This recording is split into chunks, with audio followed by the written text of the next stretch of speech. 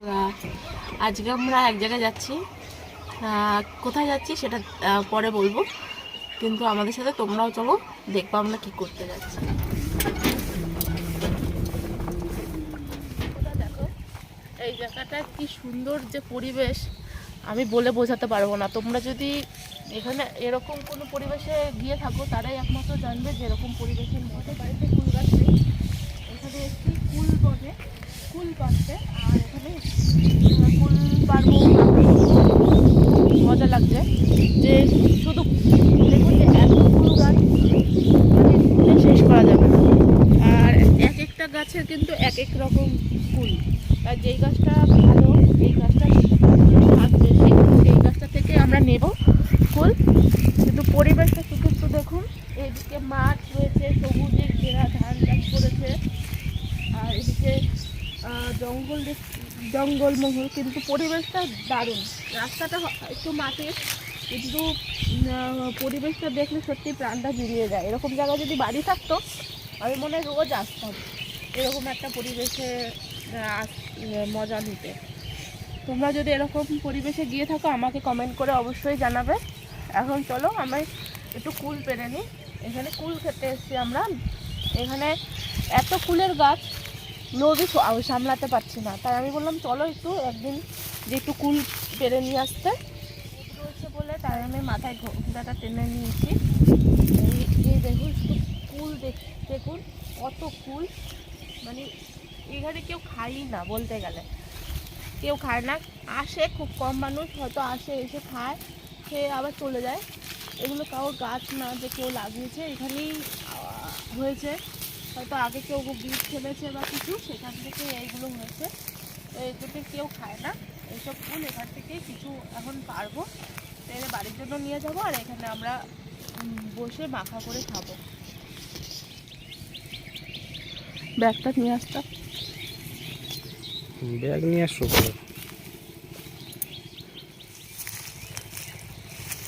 কচুরের মধ্যে কুল তোলার মজাই আলাদা, আর এত যদি কুল থাকে তাহলে ওটা হয় তুলেই শেষ করতে পারবো না।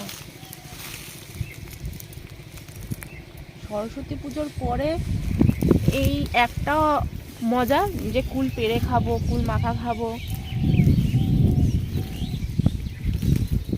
তাই আজকে সেই মজা নিতে চলে এসেছি।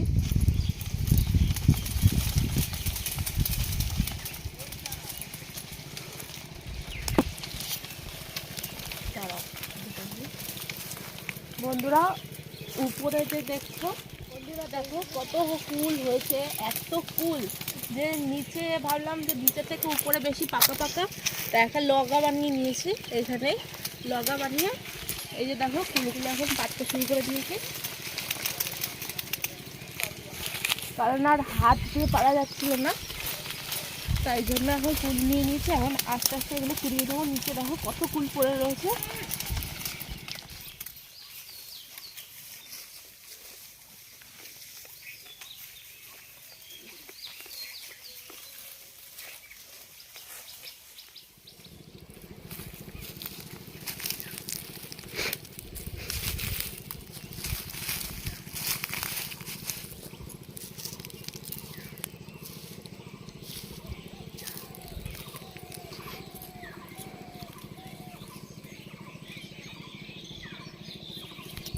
এই ডালে অনেক আছে আরো। হ্যাঁ, এটা তো পাড়াই হয়নি, একটুখানি জায়গা পেরেছি। এই জায়গাটা নামা যাবে না, ওইখানে তো ইয়ে জল আছে। এই জায়গাটা একটু কেটে দেবো, দিচ্ছি, কাটবো কি দিয়ে। বন্ধুরা দেখো এখনো অনেক কুল পড়ে রয়েছে, আর কুড়াতে পারছি না, এক ব্যাগ প্রায় হয়ে গেছে। দেখো এদিকে কত ফুল পড়ে রয়েছে এখনো, আর গাছেও দেখো মনে হচ্ছে শেষই হয় না। আমরা তো তাও যা নিয়েছি তার থেকে মনে হয় আরও 6-7 ডবল এই গাছে এখনো রয়েছে। এই দেখুন কিছুটা ঝাঁকা দিয়েছে আপনাদের দাদা, তাতেই এক ব্যাগ হয়ে গেছে। আর যদি ঝাঁকা দিত তাহলে মানে বস্তা নিয়ে আসতে হতো আমাদেরকে। এখান থেকেই আর কুড়াবো না, এখান থেকেই কটা এখন মাখা করবো, খাবো, তারপর বাদ বাকিটা বাড়িতে নিয়ে একটু দূরে রাখা হয়েছে, তাই এখান থেকে একটু হেঁটে যেতে হবে। এইসব যে গাছের যে কুলগুলো দেখতে পাচ্ছেন এগুলো অতটা ভালো না, আর ছোট ছোট তো তাই এখান থেকে নিলাম না, ওই গাছের কুলগুলো একটু বেশি বড় বড় ছিল তাই ওখান থেকে নিয়ে এখন যাচ্ছে।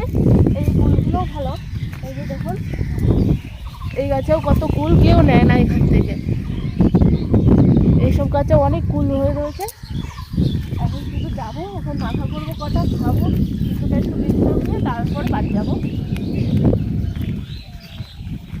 বন্ধুরা দেখুন, পাকা পাকা দেখে কয়েকটা কুল আমরা নিয়ে নিয়েছি, কারণ দুজন তো, দুজনের মতনই এখন মাখা করব। কারণ এত দূর যখন এসছি, এখানে কুল মাখা না করলে পুরো কুলের মজাটাই মনে হয় আমরা পাবো না। তাই জন্য এই কটা মাখা করে নেব, তাই এখন ধুয়ে নিচ্ছি। তারপরে আর ব্যাগে করে আমি সবই নিয়ে এসেছিলাম। তারপরে এখানে এখন কুলটা মাখা করে নেব। এখন একটু অল্প একটু ধুয়ে নিচ্ছি, পরিষ্কার রয়েছে কিন্তু তবুও মাটিতে পড়েছিল যেহেতু, তাই জন্য ধুয়ে নিচ্ছি ভালোভাবে।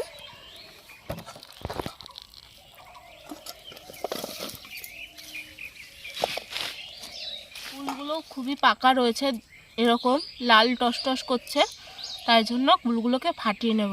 যেহেতু এখানে শিল টিল কিছু নিয়ে আসিনি, তাই থেতো করতে পারছি না, তাই এমনি ফাটিয়েই মাখা করে নেবো হালকার উপর দিয়ে। দেখুন কি সুন্দর ছাড়িয়ে গেছে। এরকম করে এক একটা করে কুল মাখা করব, ফাটিয়ে নেব যাতে মশলাটা ভিতরে ঢুকে যায়।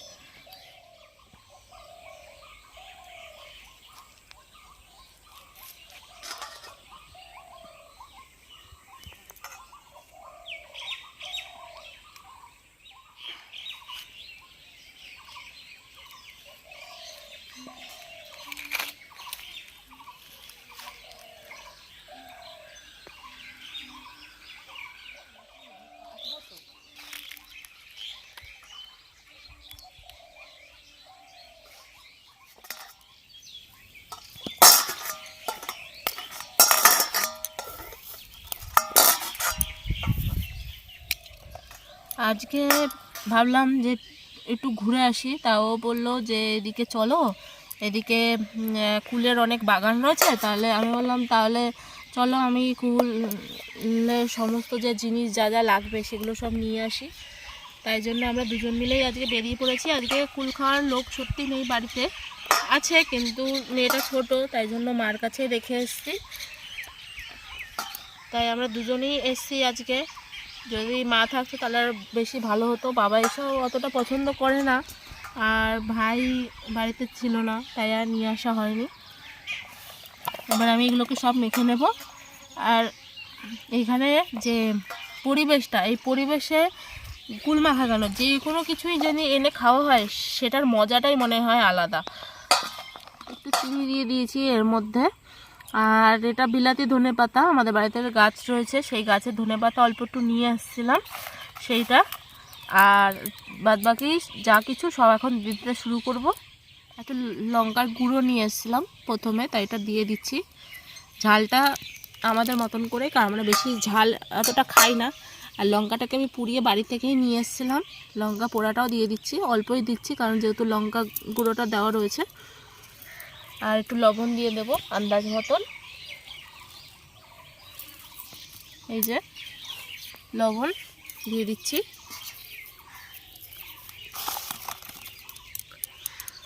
আর একটু ভাজা জিরা গুঁড়ো করে নিয়ে এসেছিলাম অল্প একটু টেস্ট বাড়াতে, এটা একটু ব্যবহার করব।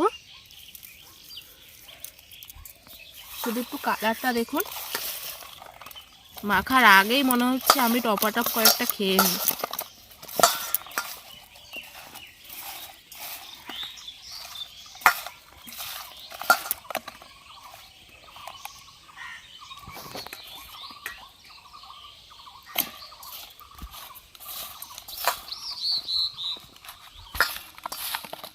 দেখুন বন্ধুরা কি সুন্দর লাগছে। এবারে আপনাদের দাদাকে দিয়ে দেবো, খেয়ে বলবে কেমন লাগছে।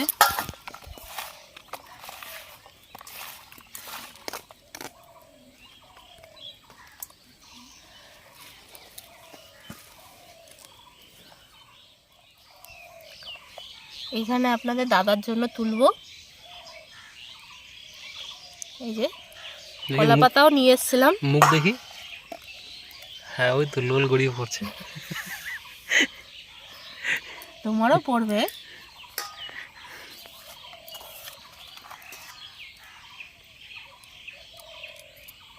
যদি মা থাকতো বেশি ভালো হতো না। এই যে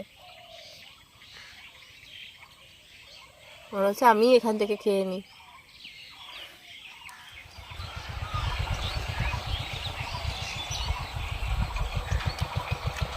ওদিকে দাঁড়ায় কথা বল, কিছু বলবে না।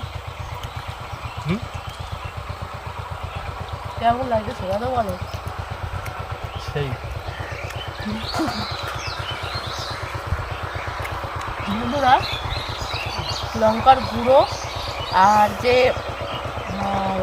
ইসের লঙ্কা পুড়িয়ে যে একসাথে মিক্স করে মেখেছি, আপনারা যদি খেতেন তাহলে বুঝতে পারতেন যে কীরকম লাগছে। আর ভাজা জিরার গুঁড়োটা আরও মনে টেস্টটাকে বাড়িয়ে তুলেছে।